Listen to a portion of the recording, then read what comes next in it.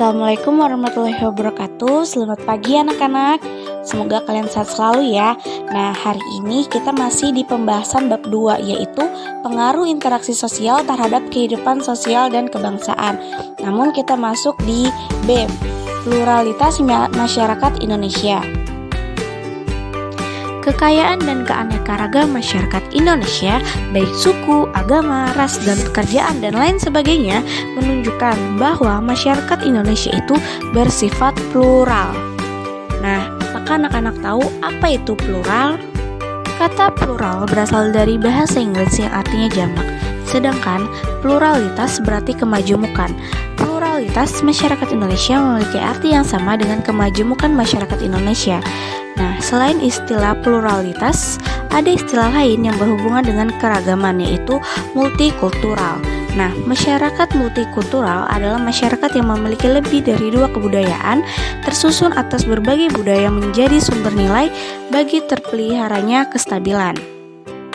Dalam pluralitas masyarakat Indonesia dapat berbagai macam perbedaan agama, perbedaan budaya, perbedaan suku bangsa, perbedaan pekerjaan, peran dan fungsi keragaman budaya. Nah, di sini saya akan menjelaskan tentang pluralitas masyarakat Indonesia yang perbedaan agama. Nah, di Indonesia sendiri terdapat 6 agama yang berbeda. Yang pertama adalah agama Islam, kedua agama Kristen Protestan, ketiga adalah agama Kristen Katolik, keempat adalah agama Hindu, dan kelima adalah agama Buddha, dan keenam adalah agama Konghucu. Nah, yang pertama adalah agama Islam. Nah, pada saat ini agama Islam merupakan agama yang dipeluk sebagian besar masyarakat Indonesia. Menurut sensus tahun 2010, sebanyak 87,2% penduduk Indonesia beragama Islam. Nah, bisa dilihat gambar yang di bawah. Di sini adalah masjid sebagai tempat ibadah umat Islam. Yang kedua, agama Kristen Protestan. Kristen Protestan berkembang di Indonesia selama masa kolonial Belanda. Kristen Protestan berkembang dengan sangat pesat, yang ditandai dengan kedatangan para misionaris dari Eropa ke beberapa wilayah di Indonesia, seperti di wilayah barat Papua, Sumatera Utara, Sulawesi Utara, dan Jawa. Nah, bisa dilihat di bawah, di sini adalah gereja sebagai tempat ibadah umat Kristen, yaitu umat Kristen Protestan. Yang ketiga, agama Kristen Katolik.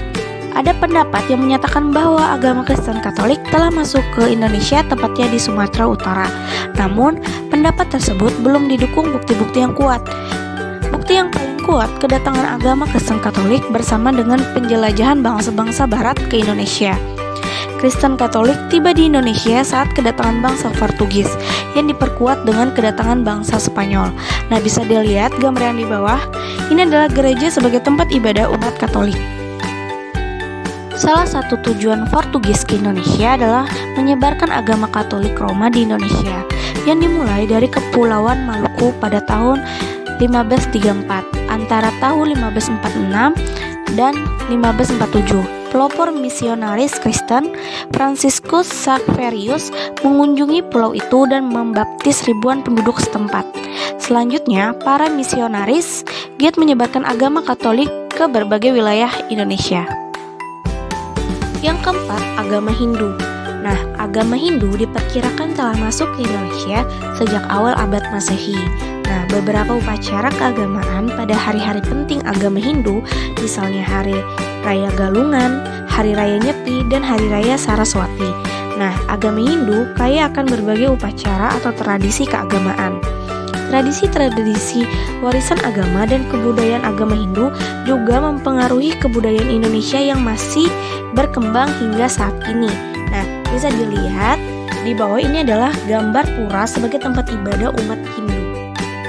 Yang kelima adalah agama Buddha. Nah, perkembangan agama Buddha diperkirakan terjadi bersamaan dengan perkembangan agama Hindu. Di Sumatera, Kerajaan Sriwijaya adalah salah satu pusat studi agama Buddha di Asia Tenggara.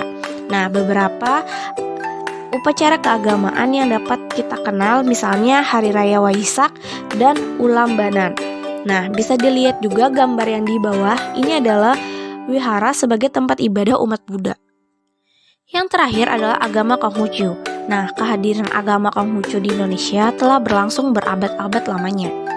Nah, kalian dapat menemukan kelenteng yang biasa digunakan sebagai tempat ibadah umat Konghucu. Ini adalah ada contoh gambar di bawah ya. Nah, di berbagai wilayah di Indonesia, contohnya kelenteng Ban Hing Kiong di Manado yang didirikan pada tahun 1819, kelenteng Bon Jiang Song di Surabaya. Umat Konghucu banyak memiliki hari penting, tetapi hari raya yang dikenal dan telah menjadi hari raya libur nasional di Indonesia adalah hari raya Imlek. Oke, itu penjelasan dari pluralitas masyarakat Indonesia di perbedaan agama. Mungkin itu yang bisa saya dapat sampaikan. Di minggu depan kita akan membahas dengan perbedaan budaya suku, bangsa, pekerjaan, dan lain sebagainya. Mungkin saya ucapkan terima kasih. Wassalamualaikum warahmatullahi wabarakatuh.